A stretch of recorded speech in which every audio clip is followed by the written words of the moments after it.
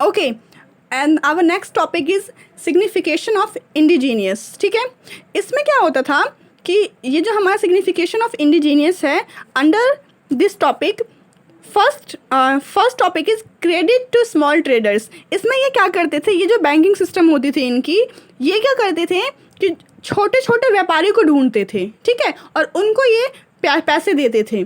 उसके बाद credit to agriculture, ये एग्रीकल्चर जैसे किसी कोई किसान वगैरह है, किसी को खेती वेती करनी है तो ये उनको भी पैसे देते थे। फिर लॉन्ग टर्म क्रेडिट में भी ये लंबे समय के लिए पैसे देते थे, जैसे किसी को घर लेना है, किसी को खेत लेनी है, या फिर कोई ऐसा जिसको लंबे समय तक पैसे की जरूरत होगी तो ये उसको भी देते थे। ठीक है, ये हो गया हमारा सिग्निफिकेशन ऑफ इंडिजीनियस। अब हम जानते हैं लिमिटेशन ऑफ इंडिजीनियस। इसके अंदर क्या होता था कि इनकी एक लिमिटेशन होती थी, उसी लिमिटेशन की वजह से इनको क्या किया, इस सिस्टम को हटा दिया गया। अब लिमिटेशन क्या थी हम वो जानते हैं। तो the limitation is old method of business.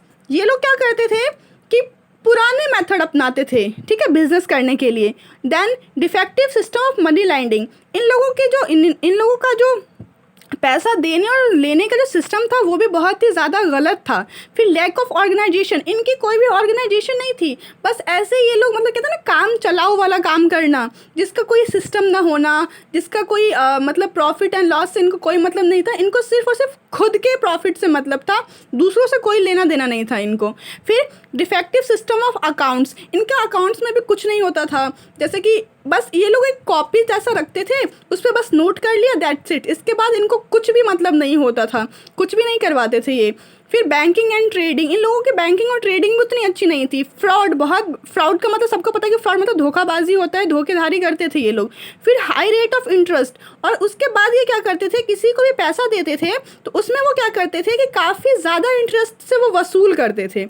तो इन सारी लिमिटेशन की वजह से इस सिस्टम को हटा दिया गया, क्योंकि ये सिर्फ और सिर्फ अपना प्रॉफिट देखती थी, ये बैंक सिर्फ और सिर्फ अपना देखती थी, सामने वालों का कुछ नहीं देखती थी। इनको बस ये चाहिए था कि कहीं से कोई बंदा आए, वो पैसे इन्वेस्ट करे, और उस जो इन्वेस्ट पैसा करेगा उससे, तो जब वो रिटर्न करेगा तो हम उससे कितना से कितना ब्याज समेत उससे वापस ले सके, बस। तो इस चीज़ों की वजह से इसका कोई भी रूल रेगुलेशन कुछ भी नहीं था। ये हमेशा अपने मन के काम करते थे, जिसको लेना है लो, नहीं लेना नहीं लो, लेकिन जिसको ज़रूरत होगी वो तो लेगा ही लेगा।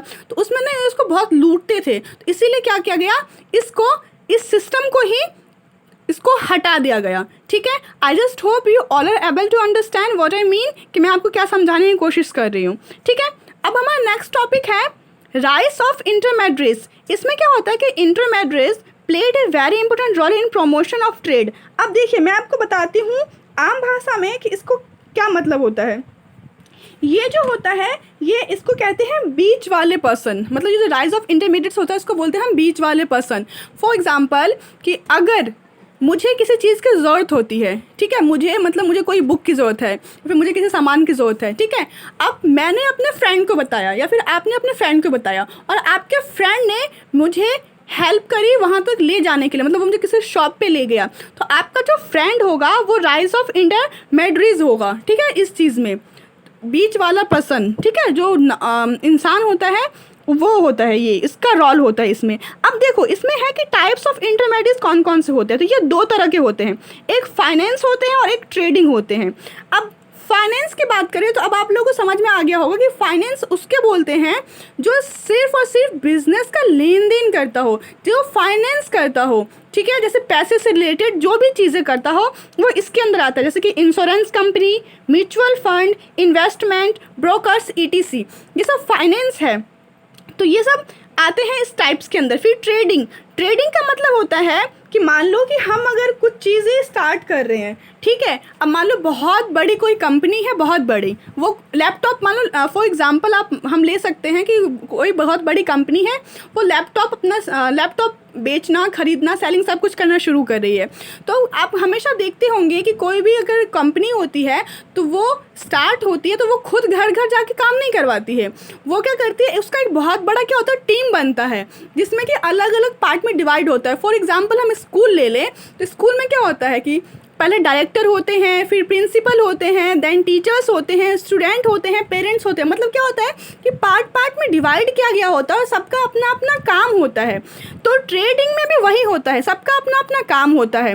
पहले एजेंट का काम होता है, फिर डिस्ट्रीब्यूटर का काम होता है, फिर होल सेल्स का काम होता है और उसके बाद रिटेलर्स का काम होता है। ठीक है, तो ये था हमारा टाइप्स ऑफ इंटरमीडिएट्स। अब हमारा नेक्स्ट टॉपिक होगा ट्रांसपोर्ट।